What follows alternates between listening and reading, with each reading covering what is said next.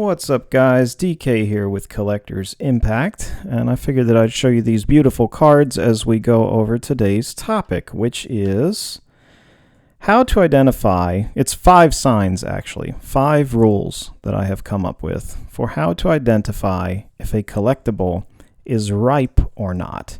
Kind of a fun topic, right? And let me go ahead and define that for you. So, how I would say and define ripe, right? Think of the very literal, like go into the grocery store and you look at avocados. Since we're millennials, there's probably a lot of us watching this. You go and you're getting your avocados for your avocado toast, which I don't eat. I'm just making a joke, but whatever. Yeah, so you're checking the avocados and you're like, this avocado is ripe. So I'm going to make some guacamole tonight. So let's go ahead and I will just, damn this reflection. And I'll just buy this ripe avocado, take it home and use it, and have some delicious guacamole, you know, with your lover there on the couch watching Netflix, doing whatever you do. So that's a scenario where you like for things to be ripe. But if you buy that dang avocado and with the intent of making some guacamole, and you leave it there and it rots and it starts stinking, and it's not a good feeling that you paid that money, you bought that avocado, and there it is, and now it's going in the trash. So there's a very real life example for you on pretty much what I'm talking about here in an analogy for collectibles when I'm talking about is it ripe or not.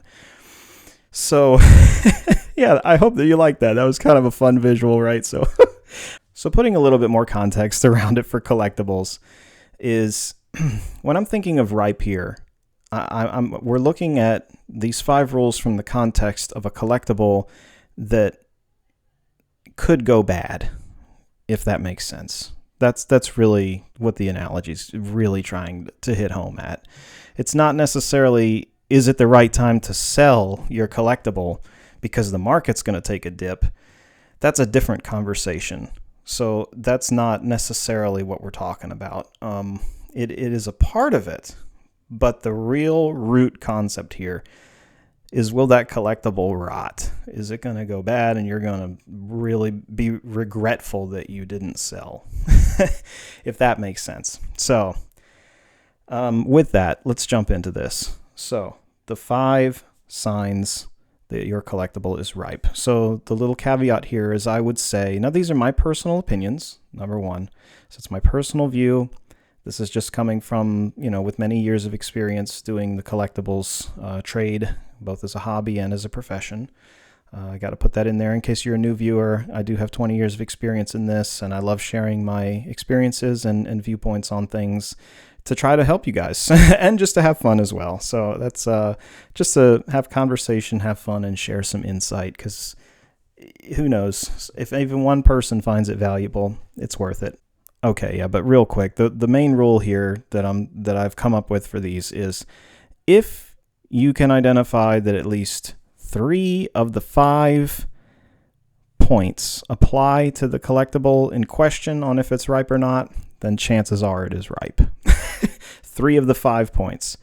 It doesn't have to meet all 5, and it doesn't have to meet 1 or 2. 3 seems like the third time's a charm kind of a thing for this. So keep that in mind while we go through these. So the first point is the item, whether it's a collectible or a card, worth substantially more today than what you actually paid for it? So when you acquired it, how much did you pay? And if you were to sell it, percentage-wise or dollar-wise, doesn't really matter how you want to break it out, are you going to make a hefty sum of money?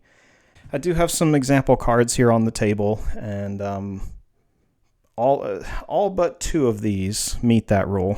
So I'm not going to dive into exactly what they are, at least not just yet. But I will point out this 2020 Magic card, this Cub Warden, and this Kiora, if that's how you pronounce it, Japanese alternate art. These are PSA 10s. They are not worth more than I paid for them. They're worth about what I paid for them because they're so new. 2020 and 2019, they just haven't had time to age. And the market isn't super hot for Magic cards right now. Yeah.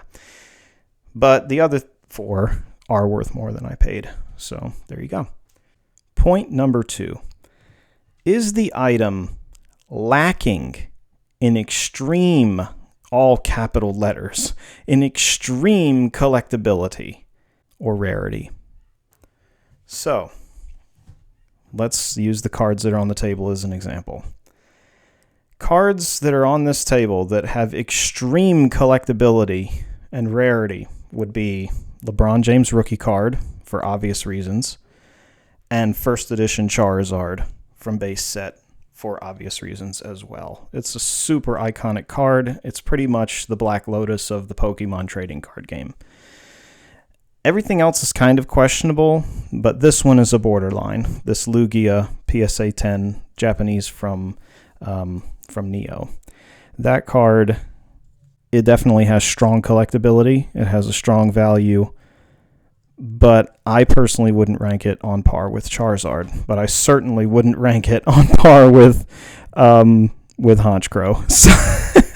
So take that for what you will. That's kind of to show you that there are definitive ones that the market can clearly answer for you. LeBron James and first edition Charizard, those have extreme collectability, and they're very rare.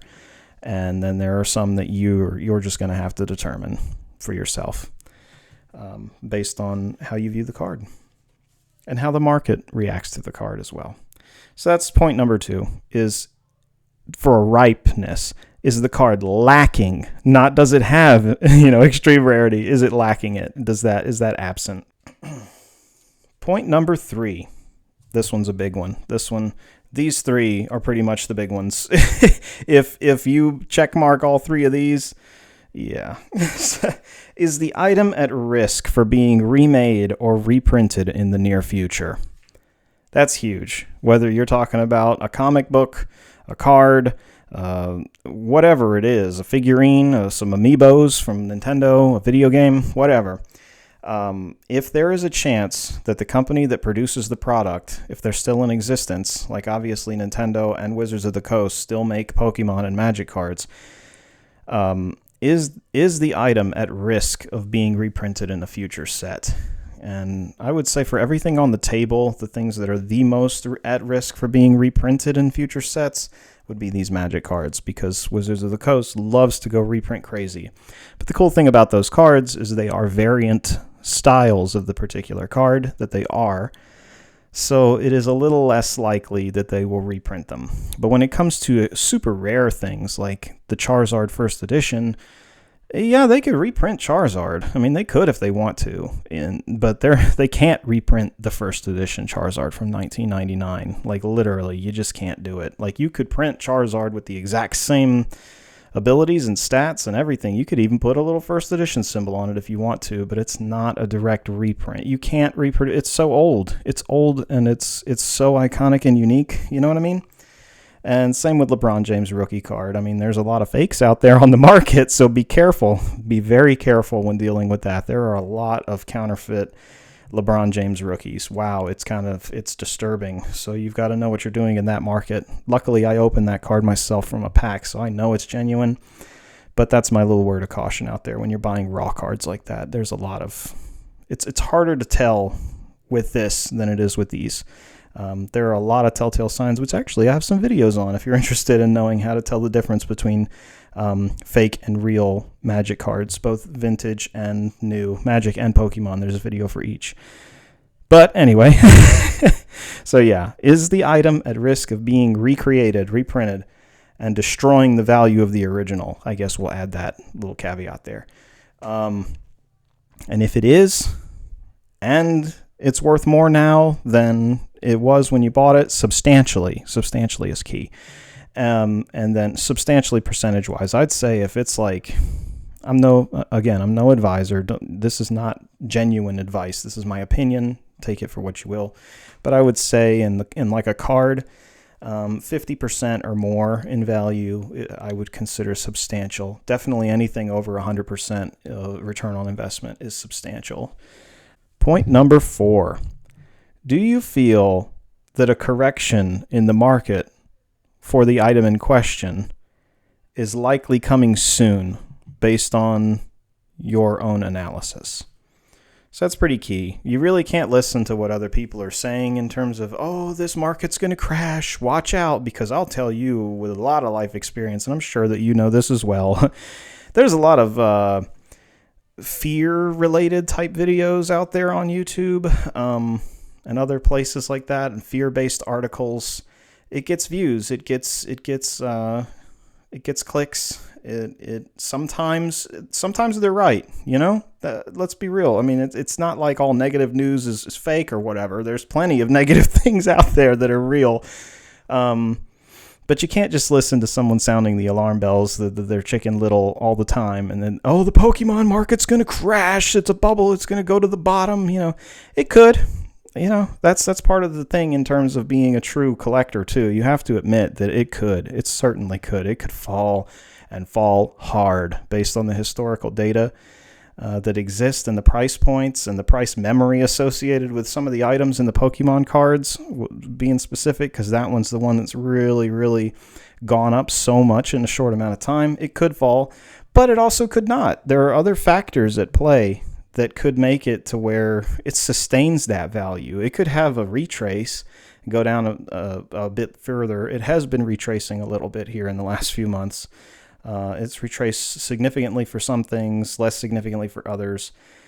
But yeah, that's normal and natural and healthy in any collectibles market. It's not like a stock where it just boom and busts usually, unless there's some shenaniganry or shadiness going on with it, you guys. That's my 2 cents on it. I obviously could be wrong. It could crash to the floor, but take it for what you will. So, but yeah, that's ultimately, it comes down to what your gut says about your item. Ultimately, you know your item better than anybody else, really. I mean, it's yours. It's in your hands. It's in your collection. You bought it. You're the one who owns it. So hopefully you did it for a reason. You know the logic behind it. You know the decision that you made when you bought it. You know how much it means to you. That's very important. And I'll segue into number 5 with that. The 5th and final point. Which would mean more to you at the current time? The item that you're questioning or the money that it could bring you? And a little side part of that, I guess, is your gut telling you to sell it, and why? So they're very similar. They're highly related. So if your gut is telling you that now is the time to sell it because you really wouldn't miss it that much, you feel that there's a strategy involved, for example, maybe that you could sell it now, and then if it is an item that you semi-like, you could buy it back in the future for less, essentially shorting it, if you will. I mean, you can make all those kind of calls. But it really comes up to, is having the cash money or the opportunity to turn that money into something else that you may see. That's another big part, right? With collectibles, it's very rare that we collectors, I mean, obviously you're watching this video this far in, you're clearly a dedicated collector of some sort. It's very rare that we would sell an item and then just pocket the cash, unless we need that cash for life expenses. If there's something going on, we've all been there. Trust me, I know all about it. You sell an item that you're fond of or even semi-fond of, and you got to use that money to pay bills. You got to use that money to buy groceries. You got to use that money to pay something. Most of the time as a collector, you don't just put the money in a box or put it in your bank account, because you understand innately, and you have the tendency to collect, you're going to take that money and put it into another collectible or put it into a stock or put it into something. That's kind of how this trade works. As a general rule, you're either going to spend it right away or you're going to reinvest it in another collectible or something else for the future. If the item that you're holding in your hand, say for me right now, I'll just use my personal example of this Haunch Crow. I've been really going back and forth with myself. Like, Haunch Crow is my favorite Pokemon, right? But do I really need it? Do I really need this PSA 10 Haunch Crow card? I mean, I paid like $30 for it, if that, when I bought it. And now I could probably sell it for 60, somewhere in that neighborhood, maybe even more. Should I give it a new home and just use that 60 to invest in something else, or, you know? So that's kind of one of those dilemmas. By my own points, let's just go through them for the cards. So by my own points, Is it worth substantially more than what I paid for it? Yeah, it's worth double what I paid for it. So that's one. Does the item lack extreme collectability? Yeah, it lacks extreme collectability. It's Honchkrow. It's not Charizard. It's not anything people are breaking down the doors for kind of a situation. They're not lining up at Target to get their Honchkrows. And then 3, is it at risk of being remade? Not necessarily, right? Because it's kind of a special, this particular card is kind of special. Now there is at risk of more Honchkrows being produced and cooler ones coming out that look better, that people would want more, and therefore this one would go down. So that's kind of an interesting take on that. I mean, sure, but the actual card itself, no, it's not at risk of being remade, at least not in any substantial sort of way.